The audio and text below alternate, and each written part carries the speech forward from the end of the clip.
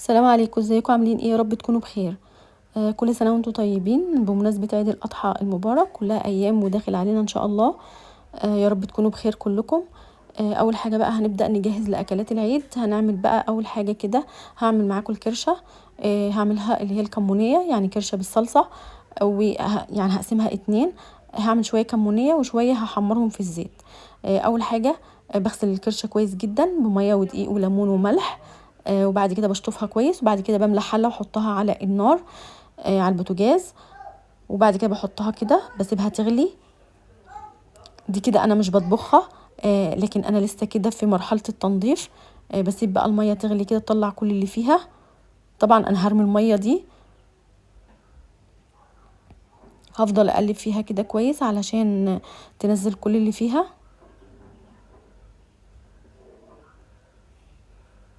بعد ما تغلي كده بصفي الكرشه من الميه وبحطها في بوله تانية، علشان هاخد الميه اللي في الحله دي طبعا هرميها.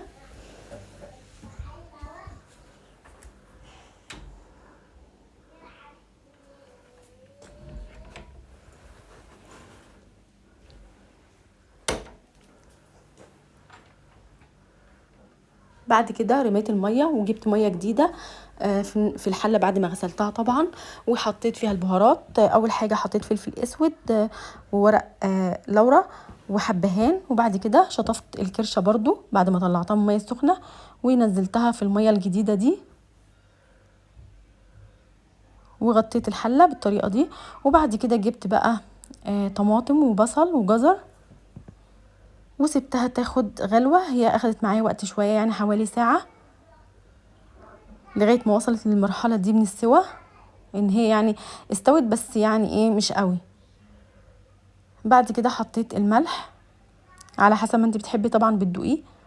بعد كده بقى ركنتها على جنب وبدات اعمل الصلصه بتاعتي. اول حاجه جبت معلقه زيت كده في الحله، وحطيت بصله متقطعه قطع صغيره وقرن فلفل، لو حابه تحطي حامي مفيش مشكله. بعد كده بحط البهارات مع البصل، اللي هو كزبره ناشفه وكمون وفلفل اسود وبابريكا وشطه حمراء. بعد كده بفضل اقلبهم كويس جدا. الريحه كانت خطيره لغايه ما الاقي البصل دبل معايا بالطريقه دي، والبهارات ريحتها حلوه جدا.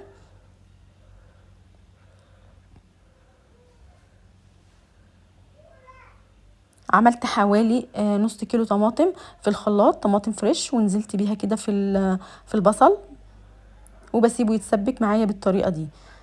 بعد كده لما الكرشه استوت جبتها صفيتها من الشوربه بتاعتها وبدات احطها في الصلصه. هي كانت استوت حوالي 95%، بنسبه 95 يعني في المية. ولعت عليها تاني في الصلصة تكمل سواها بنسبة 100%. وطبعا ظبطت الملح بتاع الصلصة بتاعتي. اما الجزء الباقي منها حمرته كده بالطريقة دي في زيت بس بعد ما طلعته من الشوربة. ودي الكمونية. وعملت سلطة خضراء وعملت الرز ابيض. يا رب طريقتي تكون عجبتكم، جربوها مش هتندموا. اللي مش بيحب الكرشة وعملها بالطريقة دي اللي هي بطريقة الصلصة هتعجبه جدا. بتمنى كل اللي يشوف الفيديو يدوس لايك،